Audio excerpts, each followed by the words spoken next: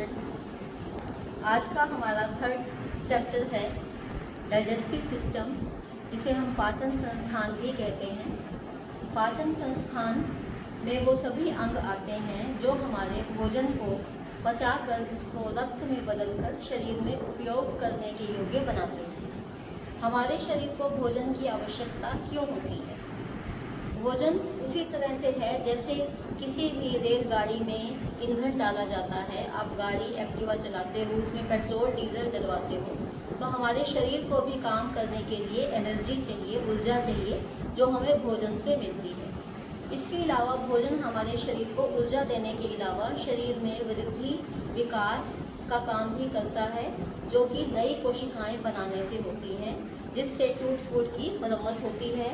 और भोजन के द्वारा हमारे शरीर की बहुत सी शारीरिक क्रियाओं को नियंत्रित और नियमित किया जाता है। नियम से सब क्रियाएं होती हैं, उनको कंट्रोल कर सकते हैं हम, और शरीर की सुरक्षा, बीमारियों से बचाने का काम भी भोजन के द्वारा किया जाता है। तो जो भी हम भोजन ग्रहण करते हैं, भोजन को ग्रहण करने के बाद उसका पाचन किया जाता है, जिससे कि वो आसानी से रक्त में घुल जाए, अवशोषित हो जाए। तो पहले भोजन के ऊपर पाचन की क्रिया होती है, पाचन के बाद उसका शरीर में अवशोषण किया जाता है, रक्त में मिलाकर उसको लीवर में भेजा जाता है, और लीवर में पहुंचकर वो शरीर में जहाँ भी उसका उपयोग हो, लीवर उसको वहाँ पर भेज देता है। तो शरीर में वहाँ भोजन पहुँचाकर शरीर का उपयोग, भोजन का उपयोग शरीर में किया जाता है। तो पाचन, अवशोषण और लीवर के द्वारा उसका उपयोग, ये तीन क्रियाएं इसमें होती हैं। अब पाचन क्या होता है? पाचन वो क्रिया होती है जिसके द्वारा हमारे शरीर में भोजन को, जो जटिल अवस्था में है, अघुलनशील अवस्था में है, उसको सरल घुलनशील रूप में बदलना। सरल घुलनशील रूप में बदलकर ही वो रक्त में अवशोषित हो सकेगा। ठीक है, तो अवशोषण से पहले भोजन का पाचन करना जरूरी है। और पाचन का मतलब है कि भोजन को जटिल अघुलनशील रूप से सरल घुलनशील रूप में बदलना। इसमें पाचक रस हमारी मदद करते हैं, और पाचक रस में उपस्थित एंजाइम इस कार्य को पूरा करते हैं। और इसमें दो तरह की क्रियाएं आती हैं। पहली क्रियाएं होती हैं यांत्रिक क्रियाएं, दूसरी क्रियाएं होती हैं रासायनिक क्रियाएं। पाचक क्रियाएं दो प्रकार की हैं, यांत्रिक और रासायनिक। यांत्रिक मैकेनिकल प्रोसेस, जिसमें चबाना, जब हम भोजन मुंह में लेते हैं तो मुंह में भोजन को चबाया जाता है, चबाने के बाद उसको निगला जाता है, भोजन को पाचक रसों के साथ मिलाया जाता है, और फिर भोजन में क्रमानुकंचन गति होती है, पेरिस्टाल्टिक मूवमेंट। इसका मतलब है क्रम में हमारी जो भोजन नली है उसका क्रम में सिकुड़ना और फैलना। जैसे ऊपर से दबाया, सिकुड़ गया, नीचे का हिस्सा फैल गया, फिर नीचे वाले को दबाया तो उससे नीचे वाला फैल गया। तो क्रम में सिकुड़ना और फैलना भोजन नली में ही क्रिया होती है, जिससे भोजन को और छोटे टुकड़ों में किया जाता है। उसके बाद है रासायनिक क्रियाएं। रासायनिक क्रिया का मतलब है पाचक रस भोजन में मिलकर उसमें क्रिया करते हैं, और पाचक रस में उपस्थित एंजाइम भोजन के जटिल रूप को सरल रूप में बदल देते हैं। ठीक है, अब ये एंजाइम्स क्या होते हैं? एंजाइम्स जो हैं एक प्रकार के रासायनिक पदार्थ हैं, जो रासायनिक क्रिया की गति को बढ़ाते हैं। कोई भी रासायनिक क्रिया होनी हो, उसकी स्पीड को बढ़ाना। अगर ये रासायनिक क्रिया ना हो, गति ना बढ़ाई जाए, तो बहुत सी क्रियाएं उसी तरह से होगी जैसे कि धीमी गति से होती रहेंगी, और उस स्पीड में अगर क्रियाएं होंगी तो हम जीवित नहीं रह सकते। तो भोजन, शरीर को जिंदा रहने के लिए क्रियाओं की स्पीड बढ़ाना जरूरी है। जैसे आपके घर में रसोई पे गैस का चूल्हा है, बहुत स्लो चल रहा है, उस पर आप काम करते हो, तो आपको नाश्ता 9 बजे चाहिए, तब तक नाश्ता ना बने तो उसका फिर फ़ायदा नहीं है। ठीक है, इसी तरह गर्मी में आपका पंखा बिल्कुल स्लो चले, आपको हवा नहीं मिल रही, तो उसका आपको कोई यूज़ नहीं हो रहा। तो वो क्रियाएं तो हो रही हैं, लेकिन स्पीड स्लो है, जिसका कोई फ़ायदा नहीं होता। अब है एंजाइम्स के गुण या विशेषताएं। एंजाइम्स जो है वो प्रोटीन से बने हुए होते हैं, और लगभग 35 से 45 डिग्री टेम्परेचर पर वो अति क्रियाशील मैक्सिमम एक्टिव होते हैं, ठीक है, हाई टेम्परेचर पे वो नष्ट हो जाते हैं। उसके बाद है वो एक विशेष प्रकार का एंजाइम कोई भी हो, वो क्रिया करता है एक विशेष पदार्थ पे और उससे विशेष पदार्थ बाद में बनता है।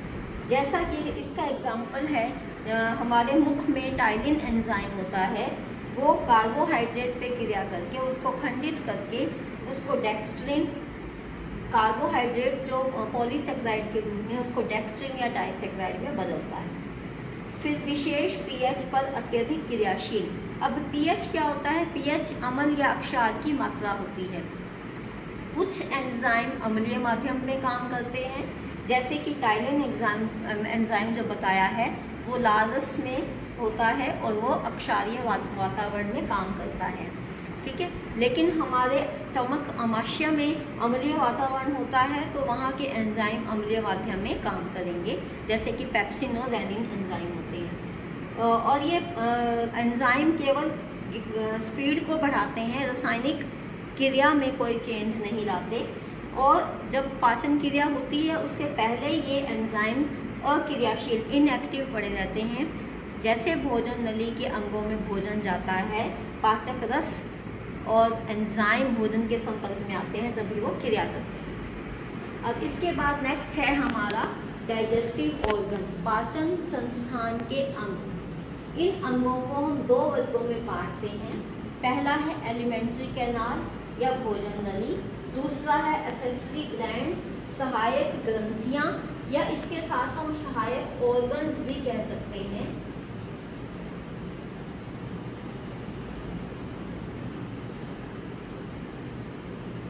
ठीक है।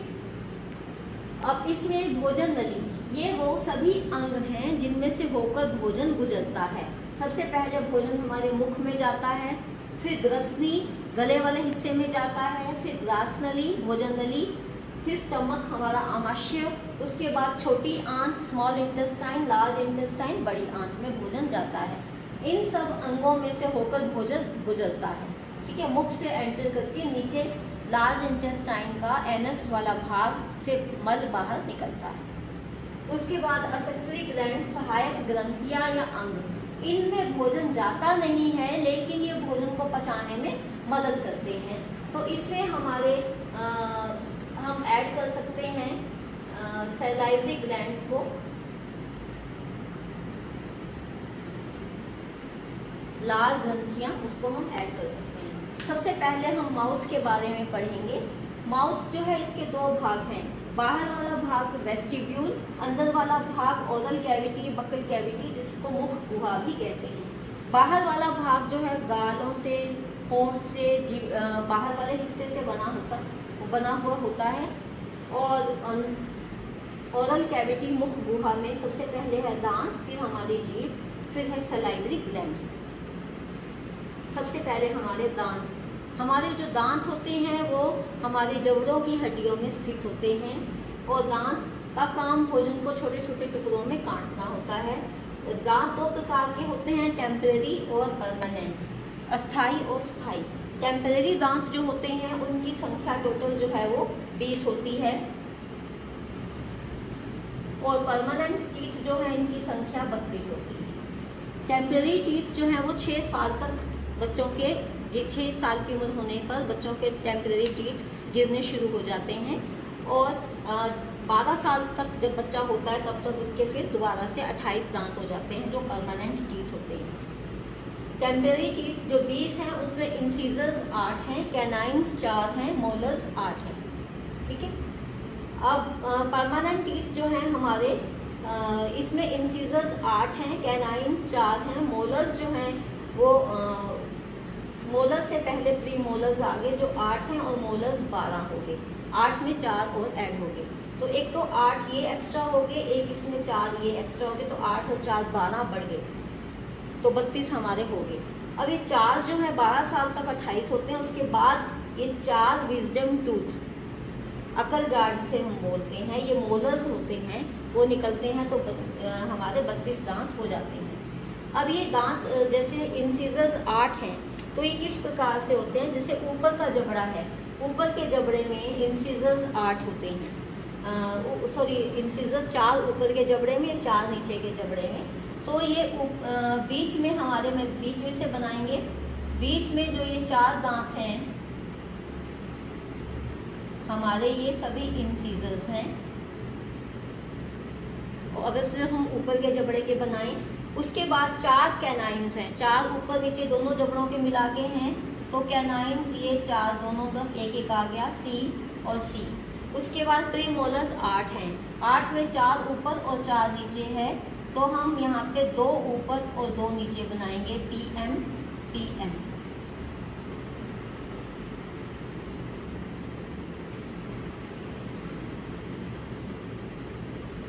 ठीक है, फिर 12 मोलर्स हैं, 12 मोलर्स में फिर 6 ऊपर हैं, तो 3 इस तरफ हो गए और 3 हमारे इस तरफ हो गए,